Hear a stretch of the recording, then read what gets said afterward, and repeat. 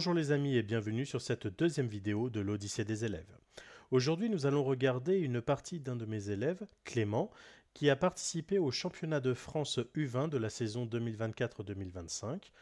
Et cette première partie, qu'il a opposé à un joueur assez bien classé, un certain Louis, classé 1886, cette partie a débuté par E4. Son adversaire a répondu par E5, et là, Clément a décidé de mettre le feu sur l'échiquier en jouant F4. Ce qui introduit ce qu'on appelle le gambit roi, sans tenir compte bien sûr des éventuelles transpositions de type viennoise, gambit viennois, voire gambit du fou. Le gambit roi a une réputation assez, comment pourrais-je dire, assez fumante, assez ambitieuse. Le gambit roi est considéré comme étant une arme de tacticien, de joueur agressif, voulant tout miser sur le beau jeu, sur la belle attaque, sans tenir compte des affaiblissements structurels et surtout de la défense du roi.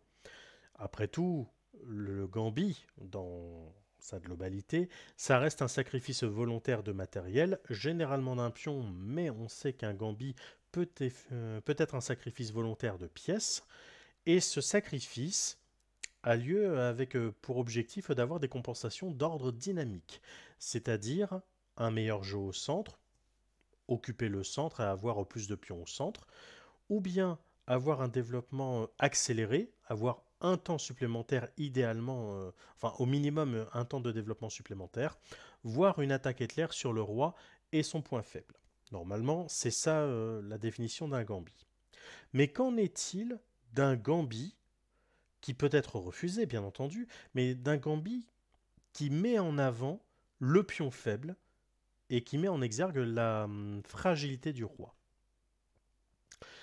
Eh bien, en fait, c'est une arme à double tranchant et c'est un choix très risqué, mais également judicieux. Risqué dans le sens où les blancs indiquent très clairement rechercher quelque chose de déséquilibré, mais c'est également ambitieux parce que tout le monde n'est pas formé pour répondre au gambit roi ou à ses variations. Le conducteur des Noirs a décidé de jouer D5. C'est ce qu'on appelle le contre-gambit Folkbeer. Les Noirs répondent à un gambit par un gambit. Ici, il est très important de bien répondre, et là je vais vous montrer dans un premier temps ce qu'il ne faut pas faire. Par exemple, la prise en E5, donc F prend E5, est ici considéré comme étant un très mauvais coup, car ça permet de libérer la quatrième rangée, du moins une partie de la quatrième rangée, et il serait possible alors d'attaquer le roi et le reste de la quatrième rangée par Dame H4. Sur quoi les blancs n'auraient pas trop le choix. S'ils jouent G3, il y aurait alors Dame prend E4 échec plus attaque de la tour. La tour est perdue. Ou alors le roi serait amené à bouger, et dans ce cas il y aurait Dame prend E4 échec, Roi F2, Fou C5 échec, peut-être du Roi G3, mais auquel cas il pourrait y avoir du Dame prend E5 échec. Les Noirs n'ont pas seulement récupéré le matériel investi, ils ont surtout un pion de plus. Et là on s'aperçoit que le Roi blanc il est quand même aux fraises, il n'est pas bien du tout. Ici il pourrait y avoir peut-être du Roi H4. On voit bien que le roi n'a que très très peu de cases, il n'en a objectivement qu'une seule, c'est la case G5, donc on pourrait jouer du fou E7, échec et mat. Ça ne va pas. Toujours sur fou C5, peut-être qu'il peut y avoir du D4, auquel cas les noirs peuvent simplifier les choses et faire dame prend D4 échec, forçant l'échange de dames, suivi de fou prend échec et gagnant le pion E5. Il n'y a pas eu d'investissement de matériel et les noirs ont juste du matériel en plus. Ou bien ils peuvent essayer de jouer sur l'affaiblissement structurel avec fou prend D4, roi G3.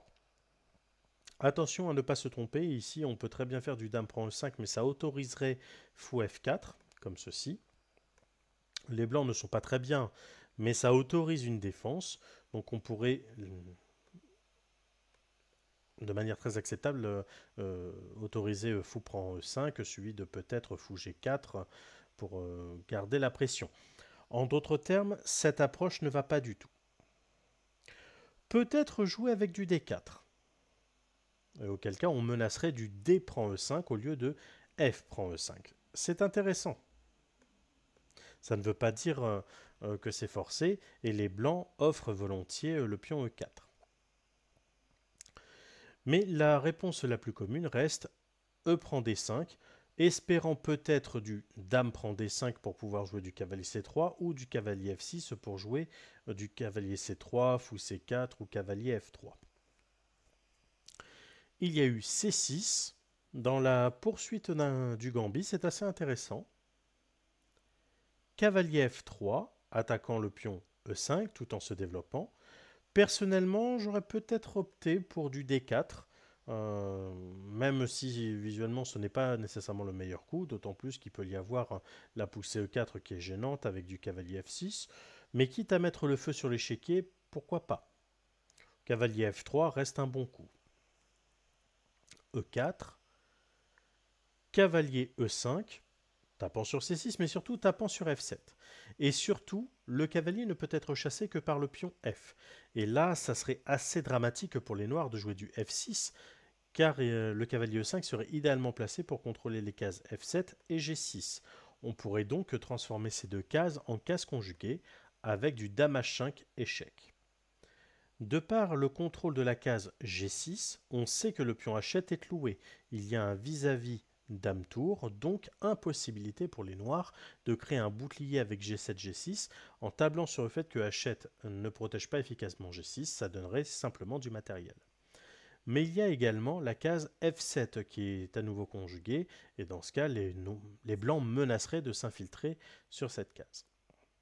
Accessoirement, s'il y a du roi E7, on n'est pas obligé de jouer du dame F7, on peut très bien jouer du cavalier G6. C'est peut-être un petit peu moins bon dans le sens où, au lieu de gagner du matériel directement, on investit du matériel pour gagner un matériel plus important. Il y a eu C prend D5, D3 pour essayer de casser la chaîne de pions.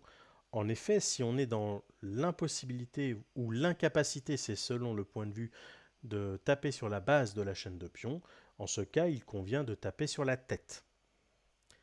Cavalier F6, D prend E4, et là, le conducteur des noirs a joué cavalier prend E4. Le cavalier a l'air idéalement placé, et peut-être qu'il a joué cavalier prend E4 dans l'optique de jouer du dame H4 échec pour avoir un double contrôle des cases F2 et G3, comme on a pu le voir précédemment avec cavalier E5. Le problème, c'est que le trait a son importance.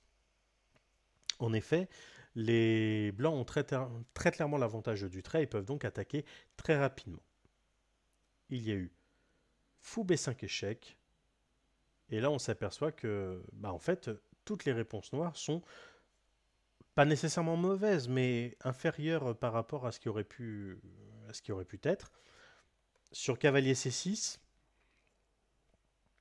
il y a cavalier prend C6, surtout pas pion prend à cause de fou prend échec plus attaque de la tour gagnant, donc une qualité. Non pas une pièce, mais bel et bien une qualité, car il y aurait alors fou D7 et fou prend A8. Mais on n'est pas obligé de prendre la qualité, car le fou C6 est quand même utile. On pourrait très bien jouer du dame prend D5, acceptant l'échange du fou en C6, attaquant le cavalier E4 en l'air, tapant sur F7 et renforçant la menace en A8. Ça devient particulièrement dangereux. Alors peut-être qu'un fou D7 intermédiaire fonctionnerait. Pas du tout. Il y a cavalier prend dame D8. Là, ça perd du matériel.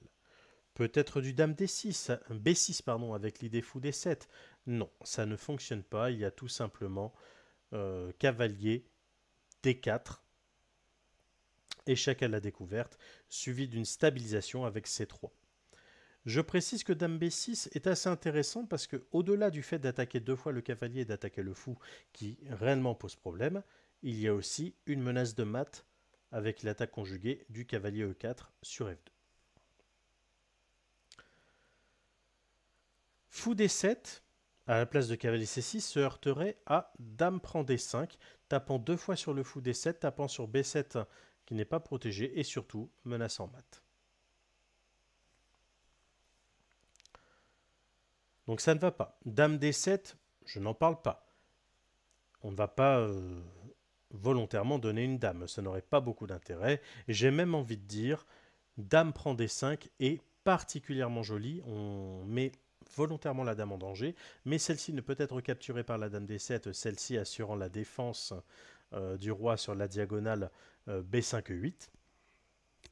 Alors évidemment, beaucoup de joueurs qui regarderont cette vidéo se diront bah, on pouvait tout simplement gagner la dame. Oui, mais ici de toute façon la dame est perdue. Soit elle est prise par le fou, soit elle est prise par le cavalier. On n'est donc pas forcé de se précipiter. Cavalier D7 se heurte au même problème avec Dame prend D5, tapant sur le cavalier D7 loué, tapant sur E4 et menaçant mat en F7. C'est toujours la même chose. Le coup qui a été joué et qui apparemment est le seul coup, bah, ça serait Roi E7. Enfin, je dis apparemment le seul coup pour ne pas perdre de matériel, mais comme vous pouvez le constater avec la barre d'évaluation à gauche de l'écran, bah, on est passé d'une situation à 1,9 à 3,3, voire 3,4, ça peut varier. On peut donc dire qu'à ce moment précis de la partie, les noirs sont complètement perdants. Bien évidemment, il faut concrétiser. Ici, il y a eu Fou D3. Fou D3, je ne peux pas le considérer comme étant mauvais, car ça permet de rapatrier une pièce en l'air. Attention, la pièce n'était pas du tout attaquée, mais elle n'était pas protégée, et elle pouvait potentiellement être attaquée par un dame à 5 tapant sur le fou et tapant également sur le roi. Donc il aurait fallu jouer un cavalier C3, mais le cavalier C3 serait alors en prise par le cavalier E4. Ça peut créer des complications. Personnellement, j'aurais joué cavalier C3 tout de suite pour non seulement menacer un cavalier prend D5, potentiellement un cavalier prend E4, mais ce n'est pas vraiment ma cible, et en cas de cavalier prend C3, B prend C3, menaçant fou A3 avec paire de fou en batterie extrêmement forte. Mais fou D3 a été joué. Dame à 5 échecs, C3. Libérant une diagonale pour la dame, protégeant le roi. Mon inconvénient, c'est que ça empêche le développement du cavalier B1.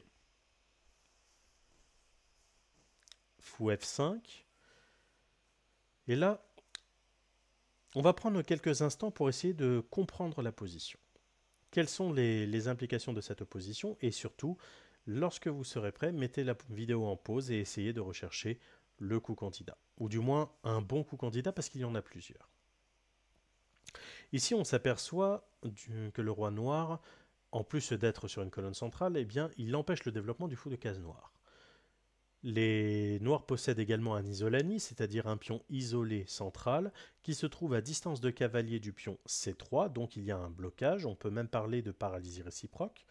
Il y a un vis-à-vis fou-fou sur la petite diagonale D3 F5, ce qui veut dire que l'un des deux fous, à savoir le fou de case blanche des noirs, le fou F5, est en l'air. Je pense qu'on peut trouver des petites idées basées sur les vis-à-vis ou les chasses. N'hésitez pas à mettre votre proposition dans les commentaires ou à mettre également une information supplémentaire. Mettez la vidéo sur pause pour rechercher des idées. Et pour ceux qui ont déjà trouvé ou qui ont d'autres idées, nous allons poursuivre. Mon élève,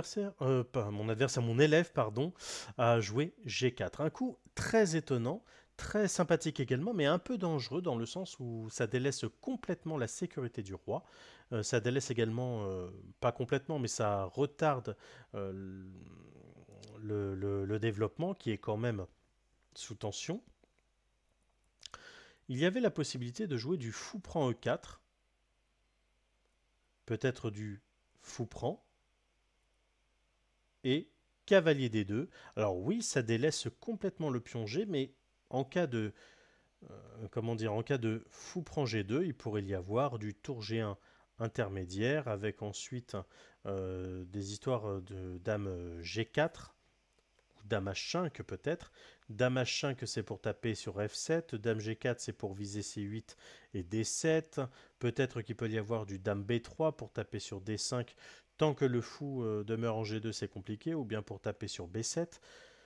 On reste sur une ouverture de la position assez dynamique. Et en cas de reprise avec le pion D, bah dans ce cas c'est assez simple, c'est plutôt du dame B3 tapant à la fois sur B7 et sur F7. Donc il y a un gain matériel, mais attention à la sécurité du roi. Je n'insisterai jamais assez sur la sécurité du roi. Donc je reviens à la partie, il y a eu G4. Fou D7, fou prend E4, pion prend E4, et dame D4. Dame D4 c'est pas mal, avec l'idée de prendre E4, mais E4 n'est peut-être pas une véritable cible en vérité. Peut-être qu'il aurait été plus intéressant de jouer du dame B3, toujours avec le même motif pour jouer du dame prend B7 ou du dame F7. Ça se discute. Dites-moi dans les commentaires ce que vous préférez. Est-ce que vous aurez préféré dame B3? Est-ce que vous préférez dame D4? Ou est-ce que vous préférez un tout autre coup qui n'a pas été mentionné? Dame D4 a donc été joué. F6 chassant le cavalier, il y a une certaine logique. Cavalier prend D7, cavalier prend D7. Là, il faut faire attention, car malgré l'équilibre matériel, les blancs commencent à prendre des risques. En effet, il y a un retard de développement assez important. Le roi blanc est toujours au centre, et quand bien même il y aurait un roc, peu importe le roc, il serait assez affaiblissant. Bien entendu, le petit roc est plus affaiblissant que ne l'est le grand roc. Mais les blancs doivent faire vraiment très très attention. Dame prend E4 échec. Roi D8. Dame prend B7, c'est intéressant, mais encore une fois, c'est assez risqué. Là, j'ai l'impression que les blancs pêchent par gourmandise. Il aurait été préférable, aussi bizarre que cela puisse être, il aurait été préférable de faire petit roc. Certes, le roi est très affaibli, le roc est complètement éclaté, mais ça active également une tour. Il pourrait donc y avoir des idées à base de tour D1, peut-être du fou E3 pour protéger le roi, peut-être du cavalier A3, cavalier C4 pour aller en D6 avec tour D1. Il peut y avoir pas mal d'idées, et je pense que petit roc était nécessaire. Dame prend B7 a donc été joué. Tour B8.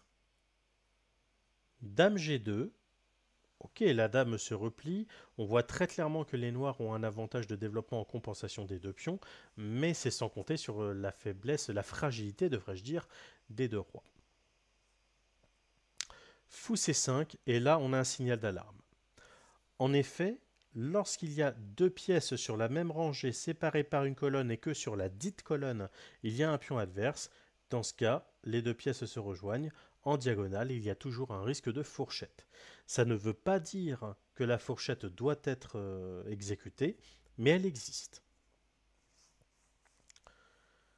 B4 a tout de même été joué, et là on sent qu'il y a quelque chose qui ne va pas dans cette position. Comme vous pouvez le voir, la barre d'évaluation est passée de...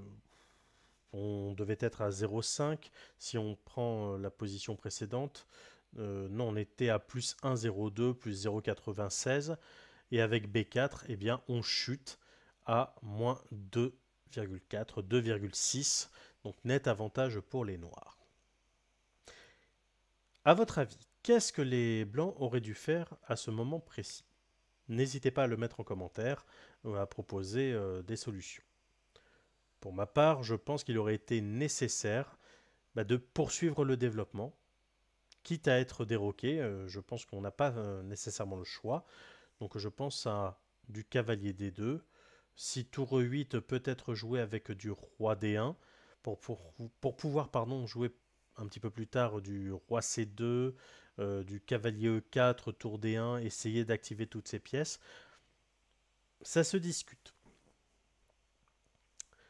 Donc je reprends la partie, il y a eu B4, tour E8 échec, roi D1, dame A4 échec, dame C2, proposition d'échange de dames, dame C6, refus d'échange de dames. Bien entendu, le fou C5 est toujours en l'air, mais il y a un long coup qu'on a tendance à ne pas voir. Ben là, c'est une attaque directe sur la tour. Tour F1, dame E6, et malheureusement, le coup de la mort qui tue, c'est la prise. Et là, on passe à un mat en 3. Mettez la position sur pause et essayez de trouver le mat en 3. Ce mat en 3 commence par dame prend G4. Évidemment, il peut y avoir du dame E2 ou du tour F3, mais ça n'arrangerait rien. Sur tour F3, il y a juste dame prend F3, dame E2, dame prend E2 mat. Et si roi D2, juste dame E2 mat également. Donc sur dame prend G4, roi D2, dame E2, ça ne change rien. Peut-être du dame E2 ? Non plus, ça ne change rien, dame prend E2, c'est terminé. Donc les blancs ont perdu leur partie grâce ou à cause de la gourmandise. La partie avait très très bien démarré, elle était assez explosive, assez exotique dans son traitement. Mais les blancs avaient tout de même la possibilité de poursuivre le combat avec toujours un avantage matériel, en jouant notamment peut-être du dame D3, ce qui permet de clouer le cavalier, de maintenir la tension sur le fou C5.